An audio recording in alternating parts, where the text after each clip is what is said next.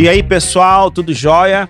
Mais um episódio do Bucha Schneider, hoje com mais uma convidada especial. É isso aí, pessoal, doutora Mariana Andrasco. Seja muito bem-vinda, muito prazer ter você aqui. Vocês devem conhecer ela aí do Instagram, Me Ajuda Mari, né? Mari Me Ajuda. Aí, Mari Me Ajuda. Mas isso é jeito. E aí, Mariana, como é que você tá? Tô bem. Tô mãe, né? Isso. Agora é uma nova Nenenzinha Mari Me aí. Ajuda. Antes era uma Mari Me Ajuda mais disponível. Agora é uma Mari Me Ajuda que demora um pouquinho Agora pra você ajudar. que fala, me ajuda. Agora eu faço ajuda pro mundo inteiro. Doutora Mariana é endocrinologista, a principal pioneira, né, da endocrinologia aqui no nosso estado de Goiás.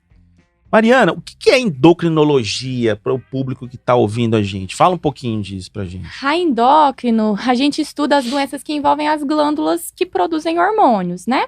Então, glândula adrenal, glândula hipofisária, glândula tireoide e alguns tecidos que não necessariamente são glândulas, mas que também têm uma influência hormonal e metabólica, tipo o tecido adiposo. Então, a obesidade é considerada uma endocrinopatia e muitas pessoas desconsideram isso, né? Não consideram a obesidade como uma doença. E para mim, Mariana... E muito comum, né, Mariana? Hoje em dia, né, muito comum. Para mim, é a principal. Olha só. E é a que tá mais fácil para todo veterinário, né? É só precisa olhar. Ele não precisa fazer um exame, ele não precisa ter um conhecimento muito profundo sobre. Então, a obesidade tá aí para todo mundo diagnosticar e tratar, mas passa batido. Passa batido. Pensa que é só... como é um alimento natural que resolve. Quando fala, né? Porque muitas vezes fala, nossa, tá tão bonitinho, fofinho. Fofinho, uma bolinha, né? Parece uma mesinha de centro. Que o problema não é a parte visual, né? O problema realmente é todo o distúrbio metabólico gerado pelo excesso de peso. Mas quando eu dou aula, eu falo justamente sobre isso. Eu falo, gente, de todas as doenças endócrinas, essa daqui é a que tá às vistas de todos e é a que mais passa batido. E como que você começou isso, Mariana? Deu o seu start, assim, falou, cara, eu vou atuar na área de endocrinologia. Você estava na graduação, já falou assim, eu quero ser endocrinologista? Como é que foi? Conta um pouquinho da sua história pra gente. Na graduação, nem sabia o que era endocrinologia, nem sabia o que era hormônio, não sabia nada de nada. Até porque, infelizmente, na minha graduação, foi pouco exposto essa área de endocrinologia para nós, né? E tudo que a gente conhece pouco, a gente não gosta. Você tem quantos anos de formada, assim, sem falar da sua idade? Apesar de ser muito jovem, é que eu sou precoce, sabe? Eu tava Meu caso, né? Eu fico pensando quando eu fizer meus 40 anos. Quando eu passar dos 30, eu vou querer fazer um botox. Pronto, fechou. Então, eu acho, se eu não tô errado nas minhas contas, que em 2010 eu colei grau. Foi isso mesmo, minha primeira residência foi em 2010. Aproveitar que você é cirurgião, eu cheguei atrasada na minha colação de grau, porque eu tava fazendo minha primeira Mastec. Uma Rottweiler. 3 horas de Mastec. Nossa. Mas, bom, aí eu vi que não era pra mim cirurgia, não. E foi na residência que eu atendi uma paciente com hiperadreno. Olha que legal. E eu demorei muito pra fechar esse diagnóstico, porque era algo que nem passava na minha cabeça. Contar resumidamente o caso. Uma tequel chegou pra mim com uma queixa de uma ferida na região do peito, que não cicatrizava. E aí, eu olhei aquela ferida, parecia um carcinoma de células escamosas, e encaminhei pra cirurgia, pra biópsia. Quando chegou calcinose cutânea. Falei, calcinose cutânea, meu Deus, o que é isso? E aí, fui olhar diagnósticos diferenciais e tinha um hiperadreno lá. Sabe quando você olha o diagnóstico diferencial, você fala assim, não, isso não existe, não. E pula. E aí, eu fui eliminando os outros e eu falei, gente, eu vou ter que olhar o que é esse tal de hiperadreno. E aí, quando eu olhei, eu falei, gente, faz muito sentido. Essa paciente se encaixa nisso aqui. E aí, na época, a gente ainda não via glândula adrenal no ultrassom. Ih, não sabia nem que existia adrenal, Mariana, pode falar a verdade. Não sabia mesmo, não. E aí, enfim, aí virou até meu TCC da residência lá. E a partir daí que Nossa, você já fez em TCC falando de adrenal? Sim. Você é doida mesmo. Sim, porque aí eu falei assim, quem vai me ajudar? Ninguém. Ninguém lá na residência conseguia me auxiliar nisso. Então, eu meio que fui autodidata.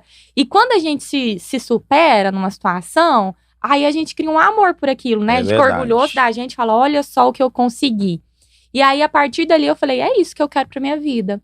Legal. E, coincidentemente, os casos foram aparecendo. Quando a gente abre os olhos pra alguma coisa, a gente enxerga mais, É né? verdade. Você Coisas começa que a passariam ver. batido, E aí, a partir daí, eu falei, não, é isso que eu quero. E na época, só tinha um lugar no Brasil com especialização em endocrinologia. Não sei se posso falar. Claro, pode Na falar. Anclivepa de São Paulo. Então, só tinha lá, era inclusive a segunda turma que estava sendo aberta. E aí, eu, terminando a residência, eu me inscrevi para pós. Que legal. Então você fez sua pós lá no Anclivepa São Paulo. Anclivepa São né? Paulo. E a partir desse você já mandou ver mesmo, né? Antes de concluir a pós, como não tinha ninguém na região para poder fazer esse tipo de atendimento, acabava que os casos vinham direcionados para mim, né? Você chegou a fazer residência, Mariana? Eu fiz a minha primeira residência na UFG aqui de Goiânia. E aí eu fiz uma segunda residência na época UFG de Jataí, hoje é o UFJ, né? E aí depois eu fiz a pós de endocrinologia. Mas a residência foi geral. Geral, não tem específica. Não existe, né? Até onde eu sei, no ainda Brasil, não. a gente não... Eu não tenho conhecimento em residência em endocrinologia. Na época, com certeza não tinha, com porque eu certeza, pesquisei tudo. Mas agora, até onde eu sei, também não tem. E aí eu fiz a pós lá e eles exigem um tempo de estágio. Sim. Então eu fiz um estágio com o pessoal do Rio e de São Paulo. Uma endocrinologista do Rio que, nossa senhora, ela é minha ídola, assim. E aí cada vez eu me apaixonava mais, sabe? Aham. Me apaixonava mais. E aí quando eu retornei de Jataí para Goiânia, e já concluindo a pós de endócrino, aí eu comecei a atender. E qual foi a sua percepção quando você começou, assim? Todo mundo sabia o que era endocrinologia? Todo mundo te chamava? Não. Ou como é que era o negócio? Não, o negócio foi de formiguinha mesmo. A maioria das pessoas não sabiam quais doenças endócrinas tinham. Geralmente era assim, esse trem tá muito complexo, deve ser endócrino. Mas deve ser endócrino, não O sabia. cachorro tava mancando, deve ser endócrino. Resolveu. O neuro olhou, o ortopedista não olhou, é endócrino, certeza. Mas eu recebia muita bucha, viu? Muita bucha. Mas endócrino é só bucha. O que Não você acha que você tá fazendo aqui? Pior que não. É que assim, né? Claro que é, O ué. negócio, o tal do hormônio, ele mexe com o corpo todo, né? O corpo todo. Aí ele regula da cabeça Ao ao pé, pé. Então, mas eu sou suspeita pra falar porque eu acho tudo tão lindo. Sim, tão claro. Quando a gente é apaixonado impressionante. pelo que faz. Eu sou muito apaixonada mesmo. Quando eu dou aula, eu falo pros meninos. No primeiro slide da aula meu objetivo é fazer vocês saírem daqui gostando de endócrino. Porque quando eu falo, quem gosta de endócrino? Ninguém gosta de endócrino. Sai um sorrisinho assim. Tipo, ninguém. Eu imagino, né? Porque quando eu fiz pós em nefrologia, o pessoal falou assim, Schneider, pelo amor de Deus, você já mexe com confusão. Você ainda vai mexer com nefro, gente, a pessoa quando gosta de confusão, ela parece que ela não foge, ela vai pra confusão, né? É muito... Atrai mais ainda. Sim, e Mari, quais são, assim, hoje, as patologias endócrinas, né? Como eu sou cirurgião, eu vou puxar um pouco pro meu lado, né? Quais são as patologias endócrinas que a gente vê na rotina, assim, com maior incidência para ser acompanhado pelo endocrinologista que termina com uma cirurgia? Grande parte das endocrinopatias estão associadas a tumores. Sendo assim, parte do tratamento do tumor envolve procedimento cirúrgico, né? Claro. Então, a mais famosa, que é a que nós dois vira e mexe tem problema, / solução, são as Adrenalex, né? Então, Nossa, a adrenal, gente, a adrenal, ela é um mundo, velho, de conhecimento, como a gente fala aqui em Goiás, né? Muito preparo, equipe interdisciplinar. Inclusive, nós vamos falar de adrenal no final, né? Vamos deixar pra gente falar mesmo de alguns casos que nós já pegamos aqui de adrenal, nossos desafios. Você que está assistindo esse podcast, né?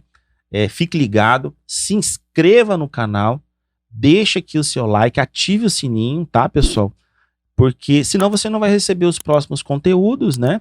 Não vai conseguir aprender o que a gente está aqui passando, essa troca de conhecimento, conhecer um pouco sobre esse mundo.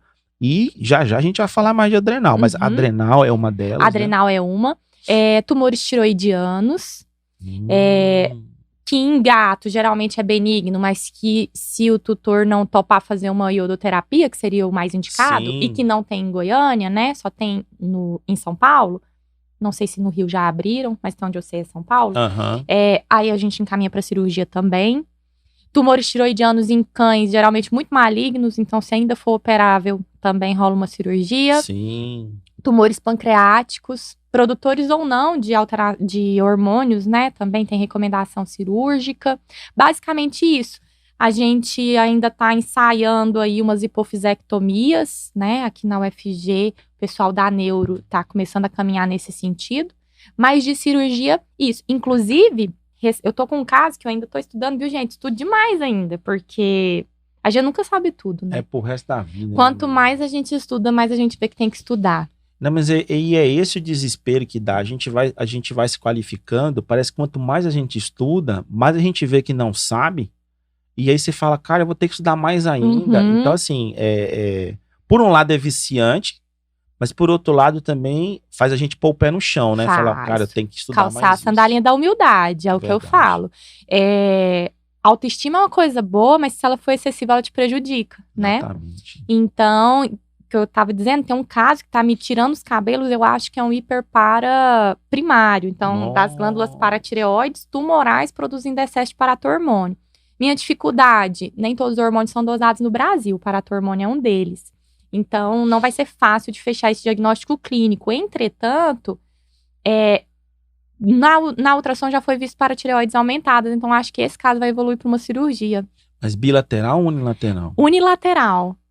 E a tireoide vai junto, Aí né? vai ter que tirar a Porque tem a unilateral. paratireoide externa e interna, vai ter que tirar tudo junto. Caraca, E velho. a diferença do direito para o esquerdo, das duas da direita para as duas da esquerda, está pequena. Mas como a clínica do paciente está compatível com isso, talvez eu vou ter que fazer essa cirurgia só para tentar fechar o diagnóstico, né? E eu vou te falar que, na minha experiência, eu já operei paratireoide e tireoide.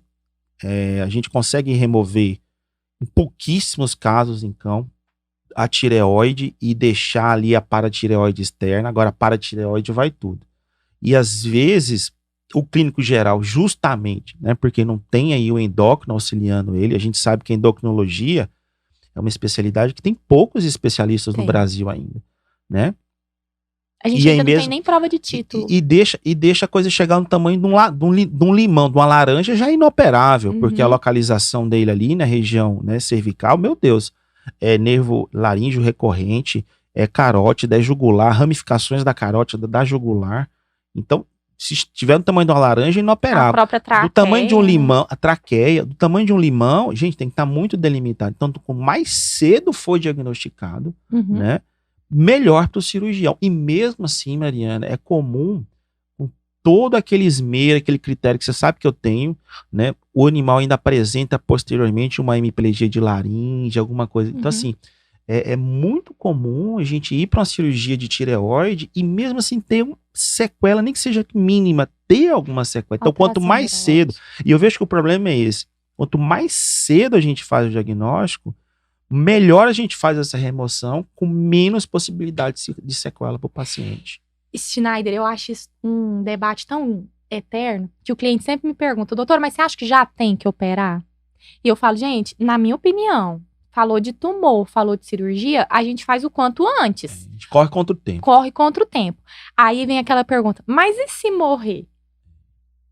Realmente, a gente não tem essa risco. Bola de cristal, sim, né? Pra falar, não, pode esperar X tempo ou não, vai operar agora e não vai morrer. A gente não tem. Mas se a gente for falar de probabilidade, é mais provável que um animal estável, com um tumor pequeno, que facilite a cirurgia, vá viver mais do que a gente ficar esperando esse negócio crescer e aí já tá várias complicações envolvidas, né? Probabilidade. Mas biologia, a gente sabe que se o seu paciente for 1%, que dá errado, você perdeu ele. Você pode estar no 1%. E é o que eu falo pro tutor do animal, né? Por mais simples que pareça a cirurgia para mim, né? Eu sei que pode ter esse 1, 2% de risco de óbito. Você entendeu? E aí o doutor fala, o tutor fala para mim, mas doutor, meu cachorro tá pulando, meu cachorro tá feliz, meu cachorro tá andando, né? Será que é o momento de operar? E aí eu pergunto para ele, o que o senhor acha que é pior, né? A gente ir agora para a cirurgia, fazer tudo o que é possível, né? Tudo o que é possível para esse paciente e conseguir recuperar ele, mas ele tem uma chance de morte mínima, mas tem a chance de morte, ou você vê que tem possibilidade, não fazer nada, deixar esse tumor crescer e ver o seu animal ir definhando gradativamente, né? E aí as pessoas começam a questionar. Porque fica até difícil para a gente, como especialistas, né? Você na área de endócrino e eu na área de cirurgia, fala assim, tem que operar, pronto, e acabou. Assim, a nossa indicação, quando a gente vê que algo pode ser muito bom, né, é indicar, mas a decisão é do tutor. Então, ao mesmo tempo que a gente dá o choque, né, que a gente fala aqui em Goiás muito isso, vamos dar o choque, vamos falar, olha, tem grande chance de sucesso e uma mínima de óbito. Pode acontecer o óbito. A gente tem que deixar o tutor ciente desse risco, né, porque o nosso índice de sucesso ele é muito maior do que o índice de insucesso. Mas o insucesso, ele existe. Né? E a gente tem que aprender a conviver isso. Né? Mas, geralmente, quanto mais precoce você institui um tratamento, seja clínico ou cirúrgico, melhor a gente tem o resultado. Na grande maioria dos casos. Né? Sim. Essa conversa ela tem que ser bem sincera, né? Sim, eu vejo um pouco de olho dificuldade. No olho, né? Eu vejo um pouco de dificuldade em alguns colegas, às vezes, em falar essa verdade. Mas se eu falar, ele não vai querer operar. Mas é o direito dele de não querer operar, né? Então, o que a gente tem que falar... E aí, já vai para uma outra questão, que é como que esse tutor vai lidar com o luto, né? E parte do luto é o arrependimento. E o que eu falo pro tutor é isso. Nas duas situações, se enxergue nas duas situações. Aqui você tentou de tudo e perdeu. Aqui você não tentou, chegou numa hora que já não tem mais o que tentar. E perdeu, porque todo mundo vai morrer. O óbito ele vai acontecer em alguma situação. Essa é a única certeza que a gente tem que um dia vai morrer. Então, se visualize nas duas situações e veja onde você vai sofrer mais. Porque a escolha é disso, né? Onde eu vou me sentir pior, onde eu vou me sentir pior. Então, você vai se sentir pior tendo tentado de tudo, ou você vai se sentir pior não tendo tentado de tudo, mas tendo um tempo maior, talvez, aí. E aí, eu deixo na mão deles. E é difícil converter cirurgia. Igual eu te falo, eu tenho muito mais tumores adrenais do que os que eu encaminho pra você. Porque muita gente gosta dessa outra vivência, da vivência que pra mim é torturante, mas, né, cada um vive de um jeito, que é, não, vamos acompanhar. Meu amor, de hoje pra daqui 15 dias, já aconteceu com a gente, né, Schneider? Faz uma toma agora, daqui 15 dias vai operar, já não é mais. Totalmente diferente. Já não é mais o que tava lá, então, eu falo que se tem um ser autônomo, é o tal do tumor. Ele faz o que ele quer, no tempo que ele quer, do jeito que ele quer. Então, eu não confio em tumor. Eu vi tumor, eu quero tirar. Sim. Mas a escolha nem sempre é nossa. Quando a gente consegue geralmente ter bons índices de sucesso. Né? E aqueles tumores, Mariana, que dão ali na base da cauda, né? Que tem ali fundo endócrino também, células hepatóides, né? Hepatóides. É cirúrgico aquilo ali, na grande maioria dos casos, ou não? Como que tá isso hoje? Na grande maioria dos casos, não. Às vezes já tá numa situação tão horrorosa que acaba tendo que fazer uma cirurgia higiênica, né? Mas a maioria não. A maioria, eles são tumores alimentados por testosterona, por andrógenos. Então, se a gente retirar a fonte de andrógeno excessiva, a gente consegue remissionar essa hiperplasia, que na verdade são hiperplasias, não são tumores, tá? E aí, onde está a fonte de andrógeno? Ou testículo, se é um macho não castrado, ou adrenal. Muita gente não sabe, mas a glândula adrenal, ela não produz só cortisol, né? Ela produz também andrógeno, aldosterona, catecolamina. E no Cushing padrão mesmo, que é o tumor hipofisário aumentando glândulas adrenais, eu tenho tanto o aumento de cortisol quanto o aumento de andrógeno. Mas esse aumento de andrógeno, ele fica meio ignorado. No ser humano, ele é mais visível. As mulheres têm barba, né? O hirsutismo, não consigo nem falar a palavra direito. Na veterinária a gente não vê isso, mas tá lá esse excesso de andrógeno. E aí em alguns animais podem apresentar essa hiperplasia de hepatóide. Porque assim, o meio geral, né, apareceu um nódulo ali na base da cauda, o povo quer arrancar sem diagnóstico. Faz uma cito, né? Tão, no mínimo, né? E hoje a gente tem até a punção com agulha grossa, né?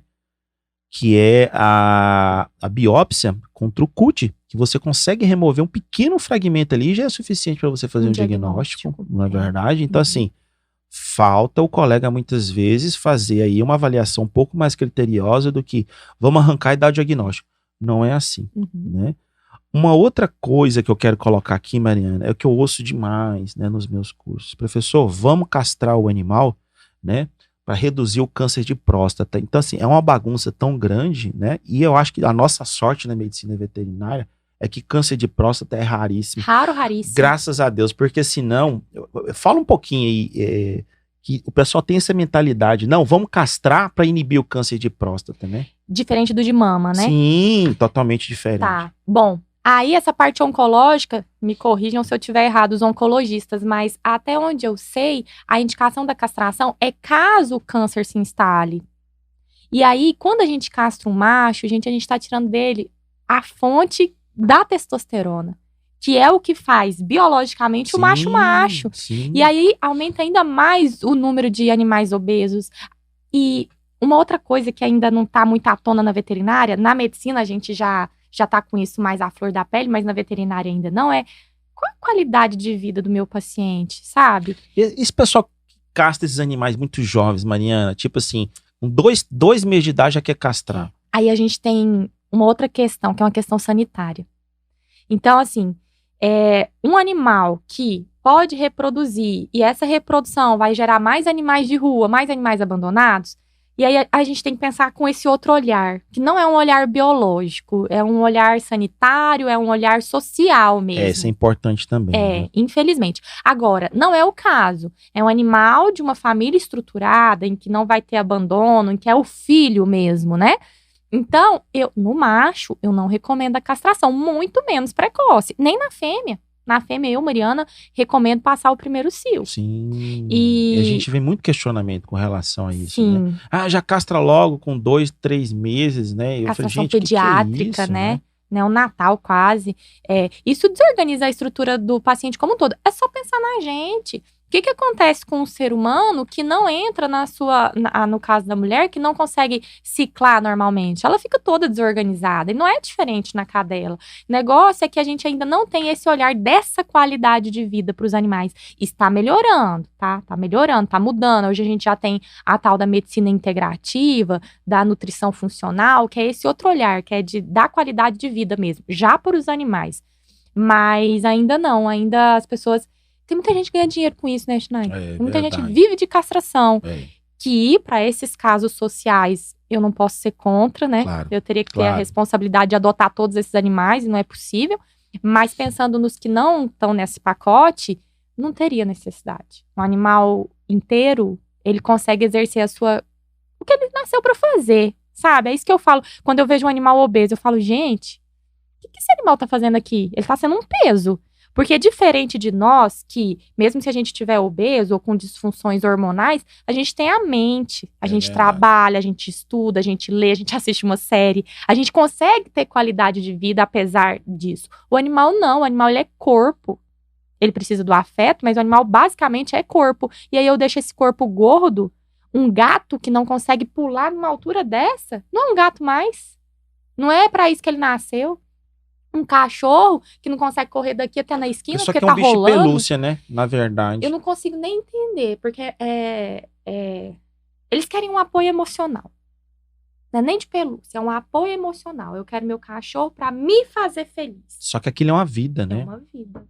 E a gente tira essa vida quando a gente deixa esse animal obeso, quando eu castro e deixo esse animal com a testosterona tão baixa que ele não tem ânimo pra levantar a perna pra fazer um xixi, sabe? Então, assim, essa é uma longa história, uma longa história. Ainda vai ter muita discussão sobre isso. Mas eu tenho muita pena dos bichinhos. O animal, ele precisa ter qualidade de vida. E qualidade de vida não é só comer ração boa, que isso já tá mudando também, né? Claro, com certeza. É fazer o que ele nasceu pra fazer, que é ser bicho. Com certeza. Mariana, uma outra coisa que a gente ouve muito, e tem muita dúvida também, com relação a cirurgias, que ou você lesiona o pâncreas, né? Porque a cirurgia pancreática, na minha rotina, ela é pequena. E olha que eu trabalho para médicos veterinários. Imagine o cirurgião que trabalha com clínica, né? Vai pegar isso uma vez na vida ou tá na morte. Muitos cirurgiões nunca nem pegaram um abscesso pancreático ou um tumor pancreático.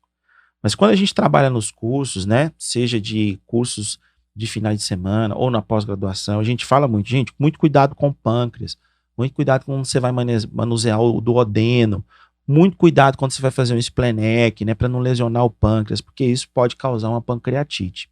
Só que a gente não vê na rotina de pequenos animais cão e gato morrer tão rápido com pancreatite como a gente vê na medicina. É diferente. E essa é uma dúvida assim que me parou pela minha cabeça, né? Por que no ser humano é tão agudo a pancreatite e no cão e no gato a gente, muitas vezes o clínico geral ele roda. Quando ele vê que ele não sabe pra onde é que vai, aí que ele vai pedir um ultrassom, vai avaliar, fala, pancreatite, né? Aí joga um endócrino na jogada. Por que é diferente Deus, existe assim? gastro agora. É. Nossa, graças a Deus. Pra ajudar, né? Porque, assim, ó, vou fazer uma prévia disso aí. A parte de pancreatite não é endócrina. Ela é gastro. Agora, os gastros aqui em Goiânia, eles são recentes. Gente, eu idolatro. Ia tudo pra endocrinologia. Tudo! E não é a minha formação. Então, acaba que a pancreatite, eu ia fazendo no meu conhecimento de clínica geral e no que eu fazia de Na autodidata. diabetes, nessas coisas assim. Isso. A parte pancreática que envolve a parte endócrina são as partes hormonais. Então, uma diabetes ou, por exemplo, o insulinoma, que é um tumor produtor de insulina. Agora, a pancreatite, tanto a aguda quanto a crônica, a insuficiência pancreática exócrina... Já se trata da excreção ali exócrina também. Exatamente. É uma questão mais gastro, né, dos gastroenterologistas do que do endócrino. Eu não sei te falar a verdade verdadeira por que no ser humano a pancreatite ela é tão mais grave do que nos animais. Porque, assim, o que fazem de errado numa pancreatite e o bicho sobrevive... Você já percebeu isso? Não, e eu percebi também que pós-operatório não tem tanta pancreatite quanto o povo fala. Ou você pega, eu não sou cirurgiã. Só quando você lesiona. Foi muito afoito, deu uma pinçada lá no pâncreas, né? Meu professor de história falava assim, e os meus alunos estão cansados de ouvir essa anedota, né, minha, e fala assim, professores, não tem nem mais graça. Mas quando eu não conto, o povo fala, professor, como é que é aquela história? Então, é pra contar ou não é pra contar? Meu professor de história falava assim, não confunda Tratado de Tordesilhas, que era um tratado feito na época, né, Brasil Colônia, com Tarada atrás das ilhas. Tratado de Tordesilhas é uma coisa, né, Tarada atrás das ilhas é outra. Então, às vezes, quando você vai fazer uma cirurgia abdominal, para aquele médico veterinário, aquele cirurgião não tão experiente, a região de aumento, ela se confunde com a presença do pâncreas que ele está ali. E vai dar uma pinçada e vai com a pinça lá em cima do pâncreas. Então, você lesionou o pâncreas. Aquilo vai inflamar. Mas de manipulação, só de manipular, a gente não vê essa pancreatite. Não, o próprio pós-operatório do insulinoma. Insulinoma é raro, um tumor pancreático produtor de insulina. É raro. Clinicamente, esse paciente tem hipoglicemias, a ponto de convulsionar.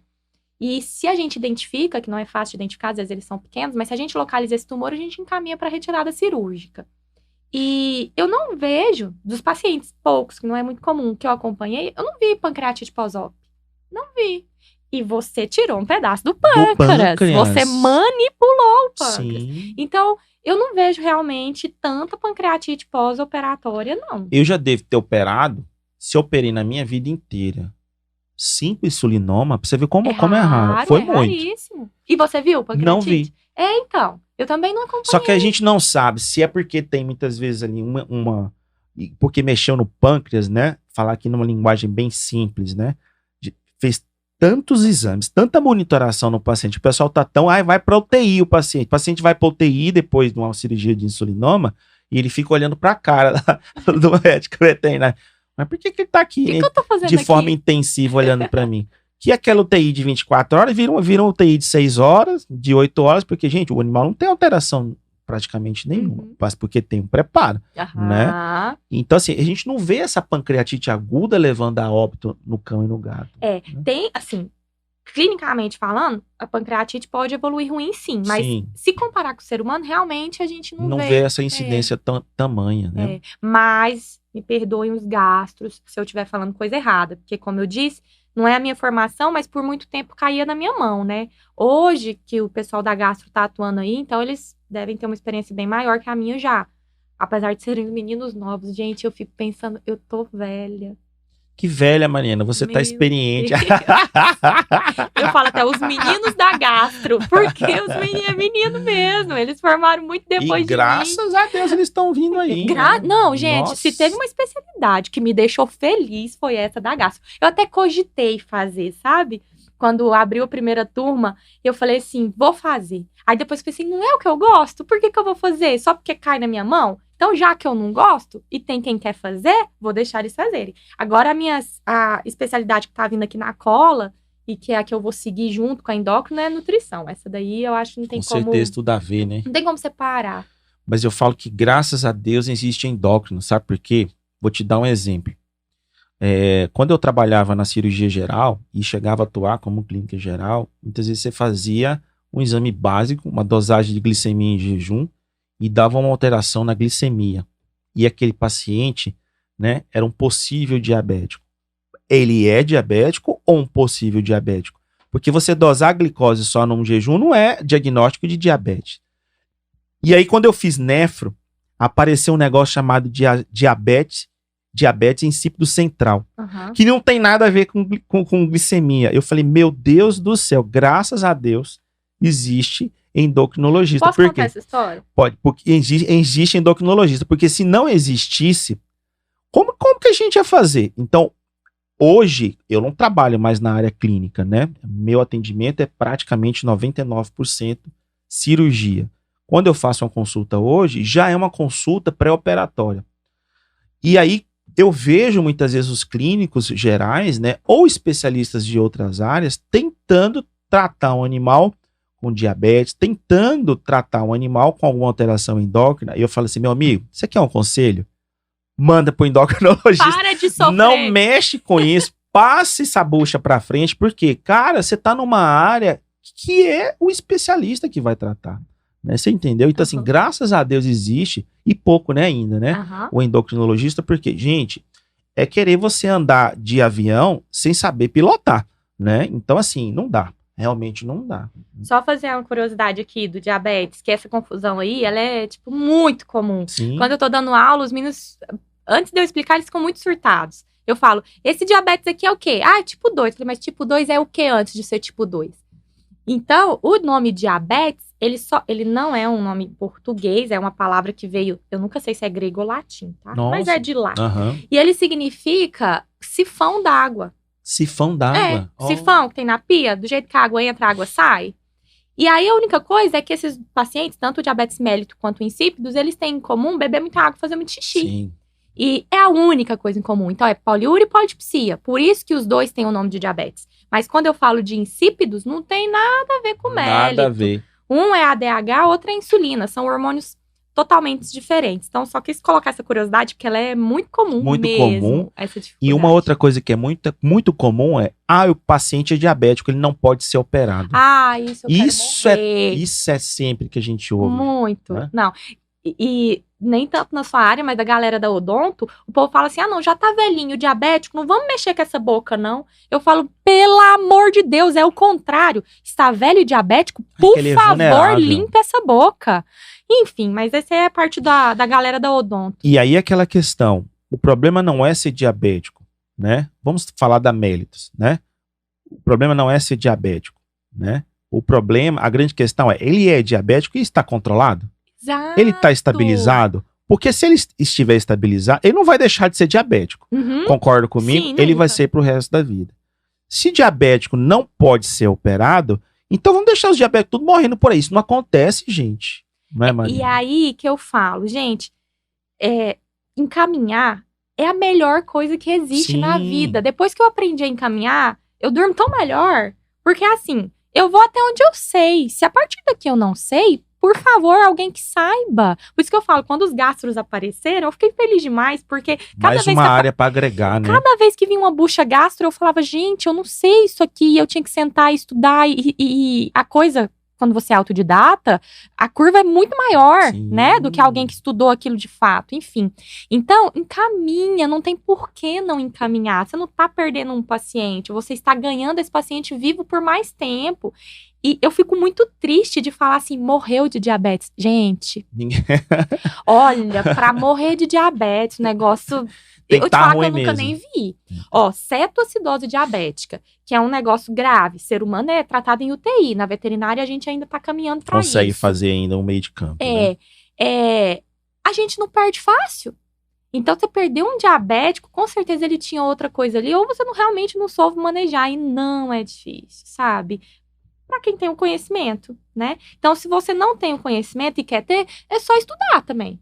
Mas até você estudar, encaminha. Dá qualidade de vida para esse paciente, dá tempo de vida, sabe? Ele é um membro de uma família.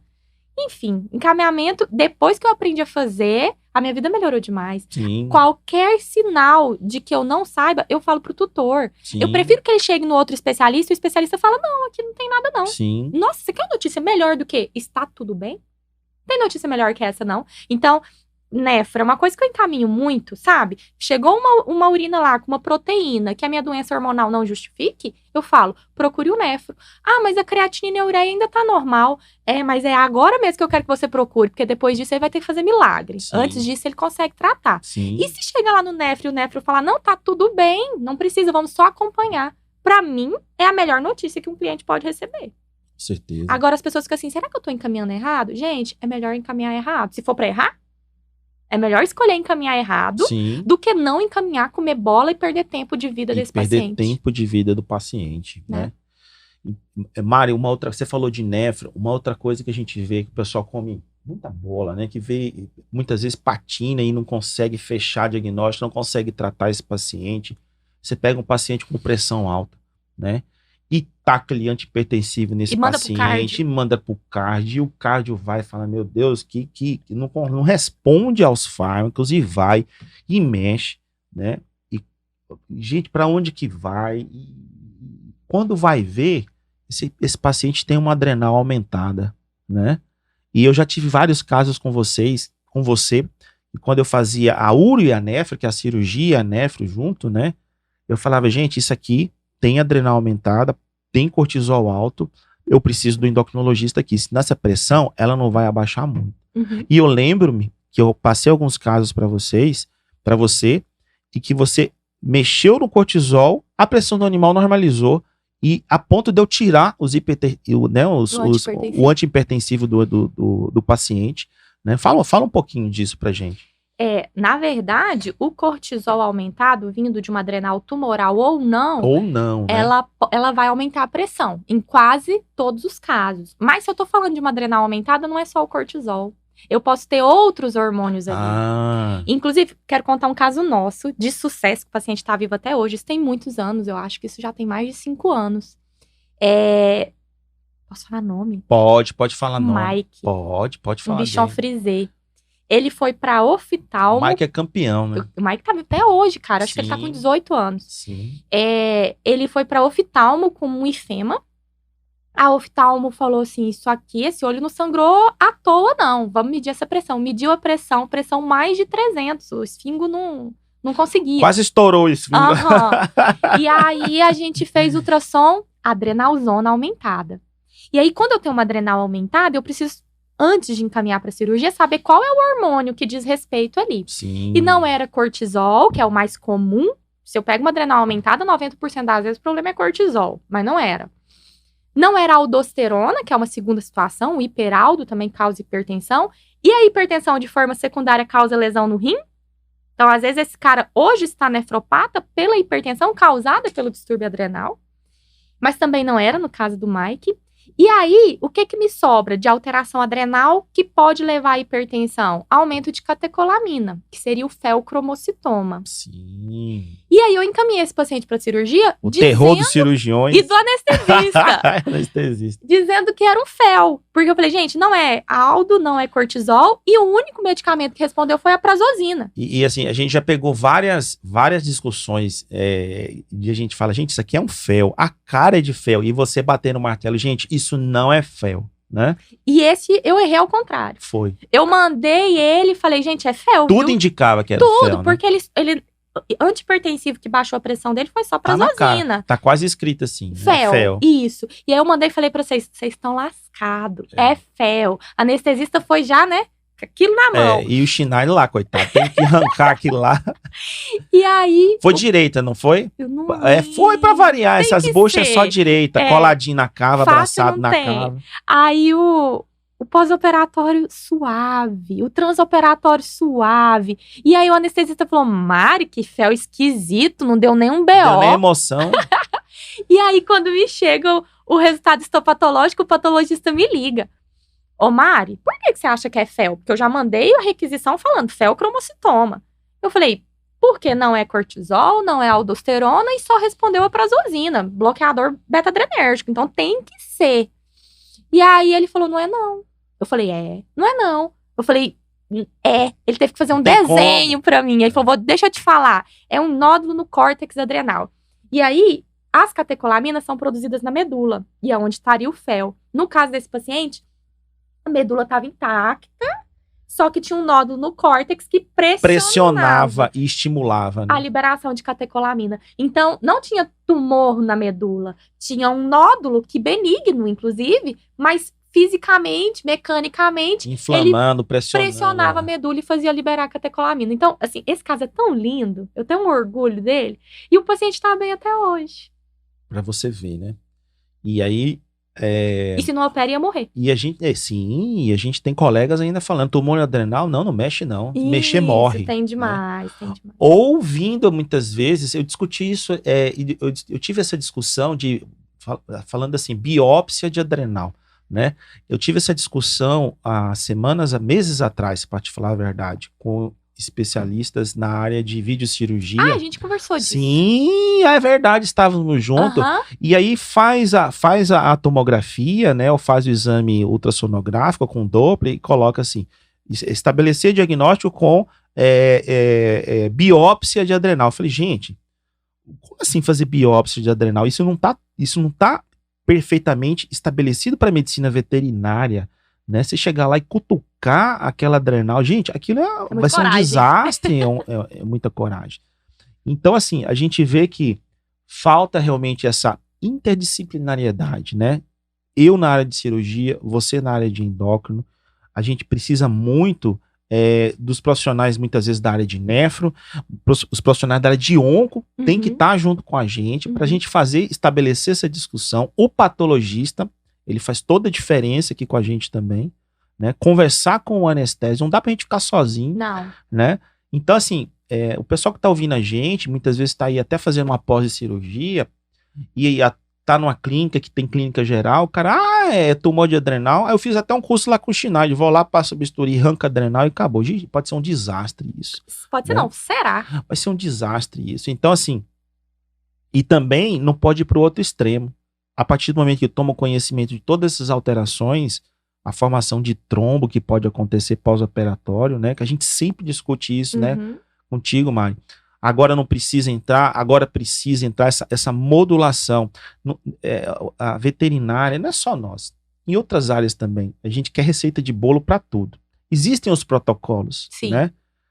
Mas a gente quer entrar com anticoagulante para tudo quanto é paciente, né? Eu passei por essa fase, por isso que eu tô conversando com isso com você. Né? E essa interdisciplinariedade com outras especialidades me ajudou muito. Qual é o melhor momento de entrar com anticoagulante, né? Depende do paciente, tem que ver como é que ele responde, Aí né? a gente pede ajuda pro hemato também, né? Sim, agora a gente tem essa possibilidade, né? Que é coisa rara no país, né? Ter um hematologista, um especialista na área. Então, assim, para você ver como a medicina veterinária evoluiu, né? E a gente tá falando aqui, toda hora toca na adrenal, toda hora... Vai liberar. Catecolamina, a gente tá biopsiando essa adrenal. Mariana, o que é adrenal, né? O que é essa glândula, para quem tá ouvindo a gente? Fala um pouquinho. O que ela produz, em que ela influencia? As glândulas adrenais são duas, né? Uma do lado direito e uma do lado esquerdo. A preferida do Schneider é a direita. Ele adora a direita. Eu adoro a esquerda, só que ela não vem pra mim, só vem do lado direito. Eu não sei ainda por que as alterações geralmente são em direita. Eu acho que é pra dificultar a vida do cirurgião, sabe? Eu acho que é tipo um karma. Pois é. Porque o que a direita produz, a esquerda produz. Elas são idênticas. O organismo quer causar confusão. Por que não faz na esquerda, que tá ali mais soltinha? Ela tá próxima da aorta, mas ela não encosta na aorta. Ela tá mais soltinha, mas não. Ela é mais cranial também, né? Tem que ser na adrenal direita, que tá... O pessoal fala do lado da cava. Não tá do lado da cava. Os livros estão tudo errado. Ela tá embaixo da cava. Entre a cava e a coluna. Gente, como é que você acessa aquilo pra mexer? Então, assim, tem alguma explicação isso, meu Deus? Eu acho que é karma mesmo. Não você é não karma, acredita, não? Pode ser. Mas enfim, você tava falando da adrenal. O que é adrenal, isso, né? O que então ela produz? São as duas glândulas. Elas estão ali adrenais, e por isso adrenais, né? Ao lado dos rins. Crânio medial aos rins. E... ela, apesar de ser só uma glândula, ela tem tipos celulares diferentes que fazem com que ela produza hormônios diferentes. Então, eu tenho ali uma glândulazinha menor de 1 centímetro, na maioria das vezes, que produz o cortisol, que é o mais famoso, o hormônio do estresse, a aldosterona, andrógenos, hormônios sexuais masculinos, e catecolaminas. E nessa passagem aí, né, de produzir, ela produz até progesterona. Então, tem precursores hormonais aí, sem ser esses hormônios finais, que podem estar alterados também e gerar alterações clínicas. Então, quando a gente faz um ultrassom adrenal e ela tá aumentada, não é Cushing já de cara, não. Provavelmente sim, porque é a maioria dos casos, mas pode ser tanta coisa, porque essa adrenal produz coisa demais. E, além disso, né, então, dito que ela produz vários hormônios diferentes, ela também tem regulações diferentes. Então, eu tenho o eixo hipotálamo, hipófise adrenal, que é quem vai liberar o cortisol e os andrógenos. Eu tenho o sistema renina, angiotensina, aldosterona, que começou lá no rim, e é aí que vai liberar a aldosterona. E eu tenho as catecolaminas, lá da medula adrenal, que vão ser estimuladas pelo sistema nervoso simpático. Então, pensa, é uma glândulazinha pequenininha. Mas que tem um poder dentro do organismo. E ela se relaciona com vários sistemas. Com vários sistemas. Então, e eu falei das orientações, né? Do que vem fazer essa adrenal liberar hormônio. E os hormônios que essa adrenal libera vão agir no corpo inteiro. Catecolaminas quase no corpo inteiro. Cortisol, ele tem receptor no corpo inteiro. E a aldosterona que vai agir lá no rim, né? E vai causar as alterações de diluição de urina, de pressão, enfim. Então, é uma glândula muito poderosa, muito poderosa.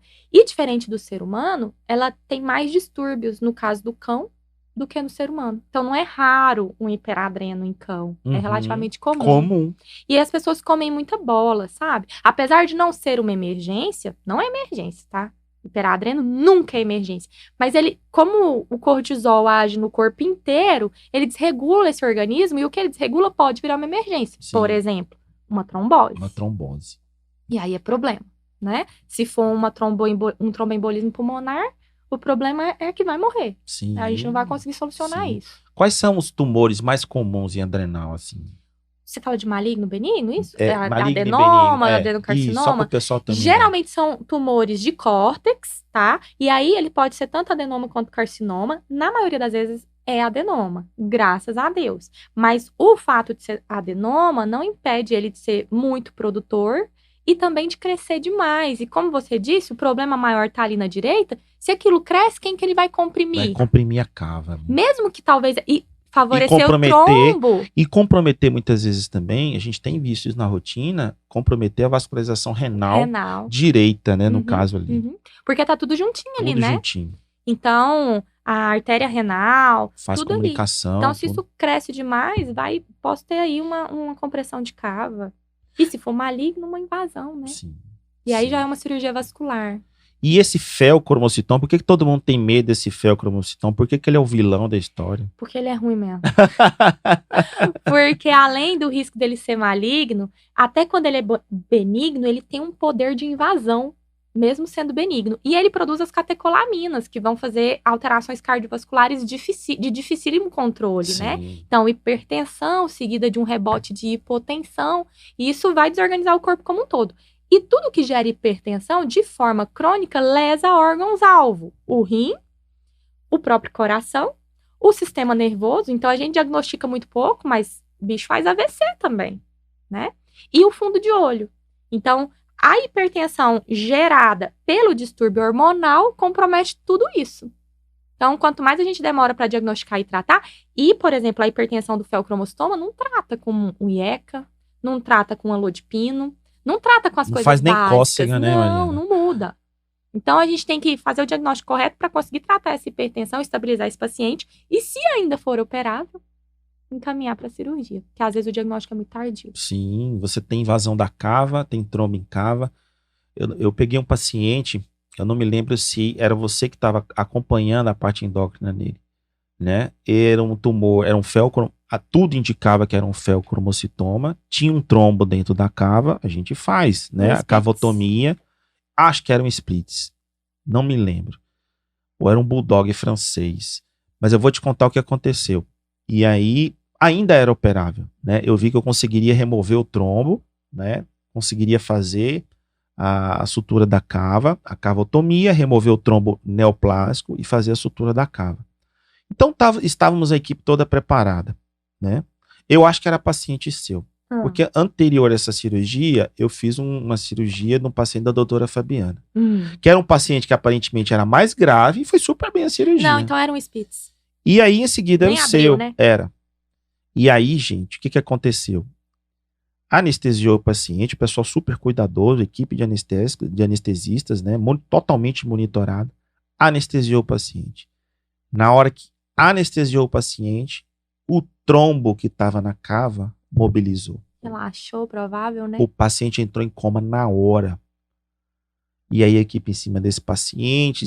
Ai, foi triste esse Gente, eu não sujei nem o bisturi. Pra vocês terem ideia, eu não peguei nem no bisturi. Por quê? O paciente, imediatamente, o trombo se descolou da parede pelo relaxamento, né? Fez um TEP.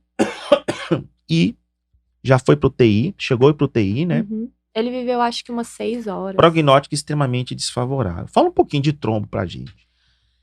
Ai, eu não tenho muito o que dizer, sabe? É assim, no caso do hiperadreno, geralmente, o cortisol, ele favorece o aumento das plaquetas e algumas alterações de proteína que facilitam a formação de trombos. Basicamente é isso. E aí, o trombo, ele pode formar onde ele quiser. O grande problema, que a gente não tem muito o que fazer, é quando esse trombo se torna pulmonar, que ali a gente não tem muito acesso, né?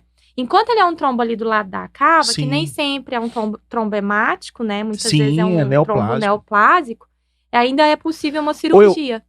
Eu nunca li nada a respeito. Mas eu acho que pode ser até os dois, muitas vezes. Pode.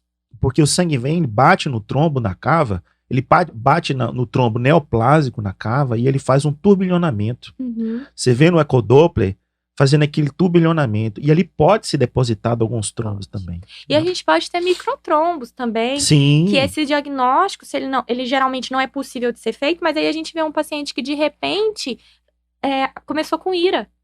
Sim. E a causa dessa ira, ele não teve nenhum distúrbio cardiovascular no sentido de hipotensão ou hipertensão, mas de repente começou a ter. Pode ser trombo também, microtrombos. Então, um paciente com hiperadreno, às vezes mesmo tratado, tá? Às vezes ele tá com trilostano, as dosagens hormonais estão legais, mas ele continua com trombocitose.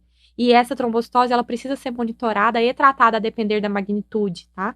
E às vezes esse paciente tem hiperadreno, não tem trombocitose, mas ele desenvolve uma segunda situação que favorece a formação de trombos, e aí eu preciso tratar ele, mesmo que ele não tenha trombocitose. Então... isso que você falou agora é o que a gente precisa ter mais atenção aqui. Existe uma lenda ou uma percepção na veterinária de que todo animal, o animal só vai ter trombo se ele tiver trombocitose, Não mesmo. aumento de plaqueta. E se o animal tem aumento de plaqueta, né, a gente fala, não, esse animal tá coagulando.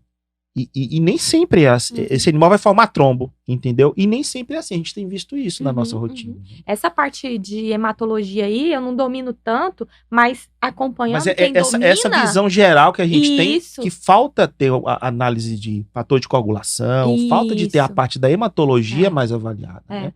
Mas antes a gente não tinha nem essa preocupação. Não tinha. Você fala trombocitose, vai formar trombo e vai morrer.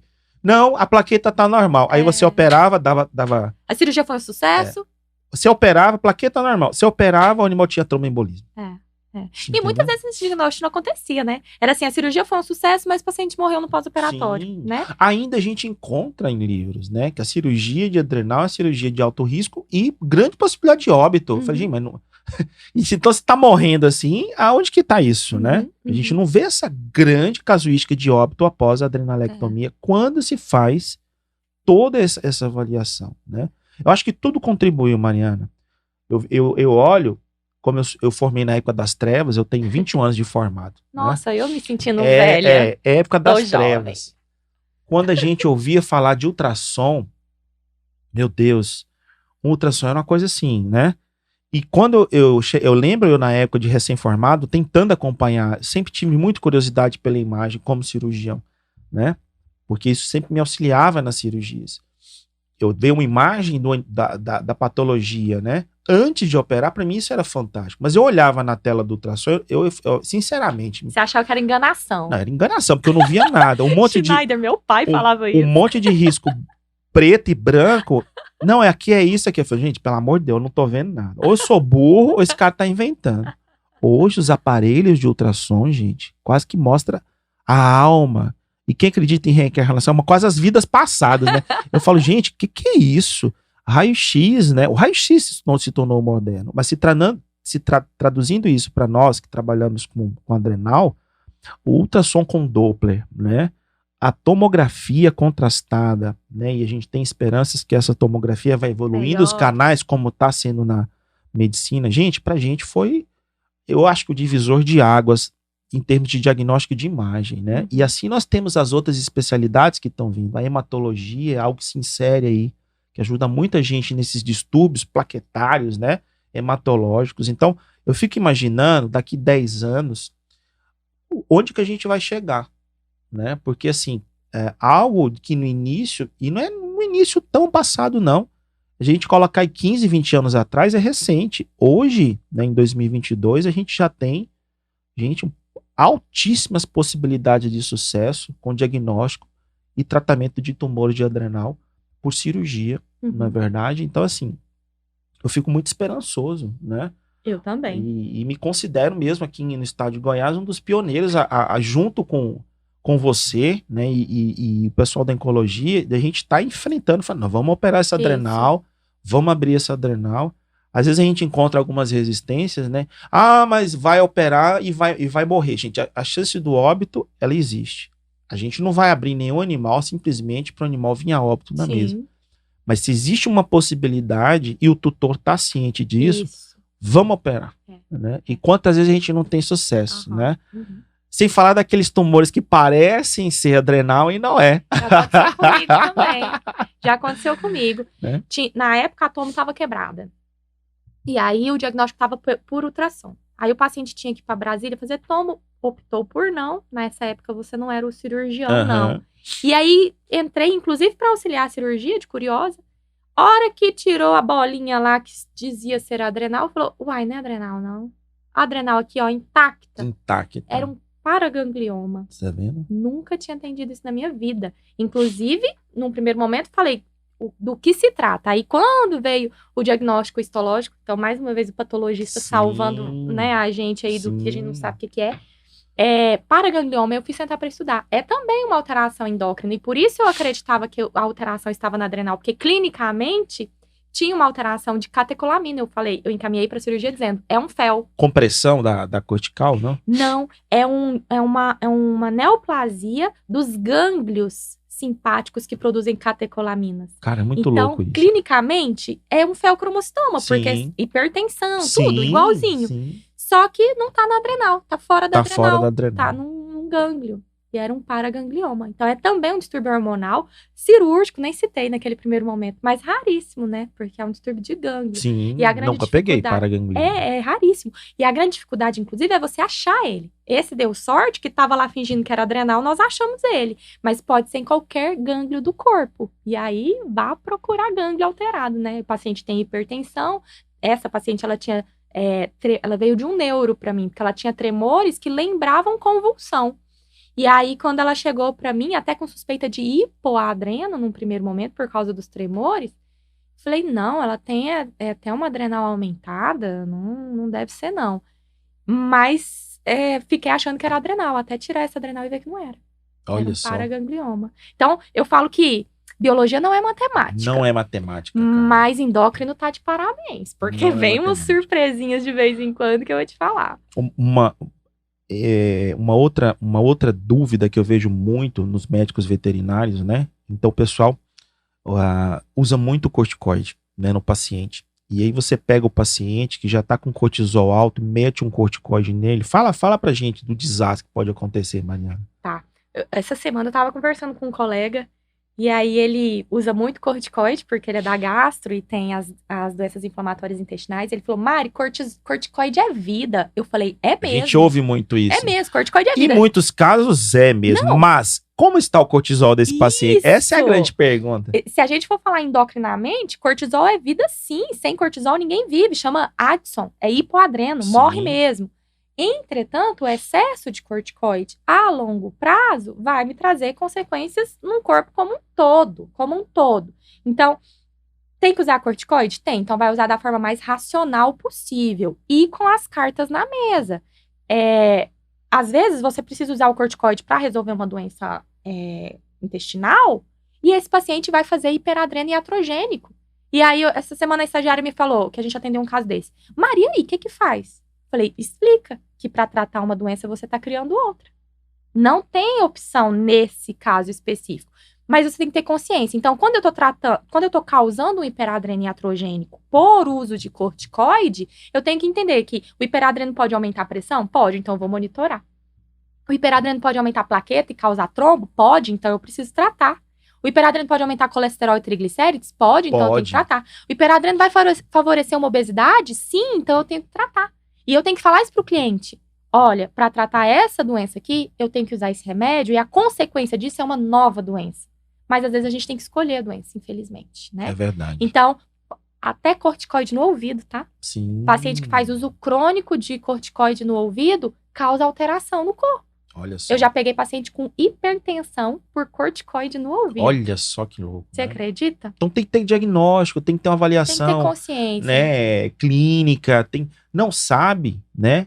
Chama o especialista, troca uma ideia. Conversa. Né? Ou vai atrás de conhecimento e até você ter esse conhecimento, encaminha. Depois você passa a atender. Não tenta pôr a mão, não tenta fazer, gente. A gente tem uma dificuldade de explicar até onde o clínico pode ir, né? O clínico geral. Essa semana eu tentei explicar isso para uma cliente. Ela falou para mim assim, tô cansada de tanto especialista, não tem um clínico para resolver meu problema, não.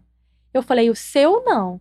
Por quê? Porque o seu problema é para especialistas. Essa que é a diferença. O clínico geral, ele precisa ter uma boa visão e saber diagnósticos diferenciais. E é ele que vai direcionar o especialista correto, para a especialidade correta, a tempo, que vai levar à resolução daquele problema. E pode acontecer o contrário muitas vezes, Marina. O tutor entra no Google, ele olha, eu acho que eu preciso do endócrino. Quando vai ver, não é endócrino, é outra área. E ó, eu preciso ali de um neuro, e vai ver o problema é endócrino. Ele não tem a consciência disso. É o clínico geral, ele precisa passar para um clínico geral para encaminhar. É quase que uma triagem, né? Isso, é isso. Ele vai além da triagem, porque ele é o cara que se for uma mão, ele é o centro, e ele que comunica com todos os especialistas envolvidos. E às vezes é uma coisa básica, ele consegue resolver. Sim. E tá raro, viu? Um clínico geral bom, não tá achando fácil. Não tá. Porque todo mundo hoje quer ser especialista. É porque é o 880. Eu acho que todo 880 ele prejudica. Ou o cara ele já sai da graduação, ele já quer ser um especialista de cara, sem ter uma vivência de clínica. Ou ele vai para a clínica geral e quer saber um pouquinho de cada coisa. E quem sabe um pouquinho de cada coisa, não sabe muito de nada. Você tá entendendo? Então, assim, eu acho que tem que ter o bom senso. Um bom especialista, ele tem que ter passado por uma boa clínica. Eu falo sempre que um bom cirurgião, né? Geral, ele resolve coisas simples, mas um bom cirurgião especialista, ele tem que ter sido um cirurgião geral, senão ele não vai conseguir entender o todo. É o caminho. Você tá entendendo? Então, assim, as pessoas ou querem encurtar muito o caminho e já passar logo para a especialidade direta, a geração nova é assim. Ou quer fazer de tudo, né? O cara é clínico geral e ele já quer fazer endócrino, ele já faz o tratamento endócrino, ele já faz o tratamento de nefro, né? Ele já faz o tratamento de neuro, ele já faz o tratamento de ortopedista. Ele é igual uma história que eu ouvi uma vez, que era o tal do Circo do Pablo. Não sei se você já ouviu essa história. O Circo do Pablo era o seguinte, você entrava no circo, na recepção era o Pablo que te atendia. Na hora de te vender a pipoca era o Pablo também. Agora Pablo o trapezista, agora Pablo o mágico, né? E agora quem vai encerrar a apresentação é o dono do circo. Adivinha quem era o dono do circo? Era o Pablo. Então não dá para viver assim, né, gente? A gente precisa entender que a clínica geral ela é importante. Ela é essencial. Não tem problema nenhum o colega iniciar a vida dele e terminar como um bom clínico geral, que a gente falou que está em falta hoje, com conhecimento ali do todo, no seguinte sentido: até aqui eu consigo ir, a partir de agora eu vou encaminhar para especialista. Você está entendendo? Então, assim, a gente tem a falta desse clínico geral hoje, né? Esse cara que tem a visão do todo e o discernimento que agora chegou a hora de eu encaminhar. E quando você encaminha, porque tem gente que tem muito tesão no que faz, né? Sim. Tem gente que não quer encaminhar porque não quer soltar aquele paciente, ele quer ver o que aquilo vai virar. Quando você encaminha e você tem parceiros, você acompanha isso. Sim, a gente faz muito isso, né, Mari? Muito, a gente compartilha Troca ideia, fala, Mari, agora é com você, e você, Schneider, agora é com você, agora eu não posso fazer nada, não. E às vezes a gente chega, já chegou isso a acontecer com a gente, deu conversando com você e a gente fala assim, gente, agora a gente precisa de outra especialidade, porque a gente aqui não dá conta, não. É isso. E aí o clínico geral, ele precisava, né? A gente precisa muito de um clínico. A gente tem poucos bons clínicos gerais, pelo menos aqui na nossa região. Ele é interessado, inclusive, em saber o que está acontecendo. Sim. Então, eu vou lá, atendo aquele paciente, tem uma veterinária clínica geral aqui em Goiânia que eu gosto demais, que ela me passa tudo, Mari, cheguei até aqui, a partir daqui eu não coloco a mão mais. É com você. Aí eu vou lá, faço, né? E mando o relatório para ela. Falo, doutora, aconteceu isso, isso e isso, o plano agora é esse, esse, esse, e esse paciente, ele é seu. É você que vai acompanhar ele. Quando você precisar de mim de novo, você me chama. Né? Então, isso, e pro especialista, é tão bom trabalhar desse jeito. Com certeza. É extremamente confortável, né? Porque aquele veterinário acompanhou aquele cachorro desde que ele nasceu. E aí, quando ele precisou de um auxílio extra, ele te chamou. Você devolveu aquele cliente e a vida seguiu. É parceria, né, Marina? É parceria, né? Ai, gente, é muito boa a nossa conversa. Se deixar aqui, a gente fica umas 5 horas conversando, né? Queria agradecer a sua presença aqui e deixar uma mensagem aí para o pessoal, muitas vezes, que está formando, ou o pessoal que está aí já atuando na clínica geral há algum tempo, quer se especializar, né? O que você falaria para essa turma, né, que começou a se interessar, às vezes com essa nossa conversa aqui, né, em endocrinologia? Qual a mensagem que você deixa? Primeiro eu quero agradecer o convite, que foi um convite meio autoconvite, viu, gente? Nada, você já era convidada há muito tempo. Ai. Mas pro pessoal que tá começando, se alguém começou a gostar de endócrino a partir dessa conversa, eu fico tão feliz, que eu falo que essa é a minha missão no mundo, com sabe? certeza. Fazer com que as pessoas vejam que a endocrinologia, ela é essencial. Não existe um corpo sem hormônio, né? É essencial para a vida. Então, eu preciso que as pessoas aprendam um pouco mais sobre isso para que esses pacientes tenham mais tempo. E sobre a especialização, é exatamente o que você falou. Não tem como você ser um bom endocrinologista sem ser um bom clínico. Porque os hormônios, eles organizam o corpo como um todo. Se você não tem uma noção do corpo como um todo, você não tem uma noção do que acontece no rim, no coração, no cérebro, você não vai conseguir ser um bom especialista nessa área. Não sei se para as outras seria tão diferente, mas para endócrino isso é essencial demais. Então, quer ser endocrinologista? O mercado está de portas abertas. Ainda a gente tem muito poucos. Muita carência. Muita carência. Eu hoje estou atendendo menos por causa da maternidade, mas eu vivo encaminhando pacientes para as minhas colegas daqui de Goiânia, que eu falo, olha, eu não consigo te atender na velocidade que você precisa, porque eu estou tendo lista de espera, então eu vou te encaminhar para minha colega. E às vezes minha colega também não consegue. Então o mercado está aberto, né? Então, faça lá sua residência, não conseguiu fazer residência, trabalha um tempo aí na clínica geral, 2, 3, 4, 5 anos.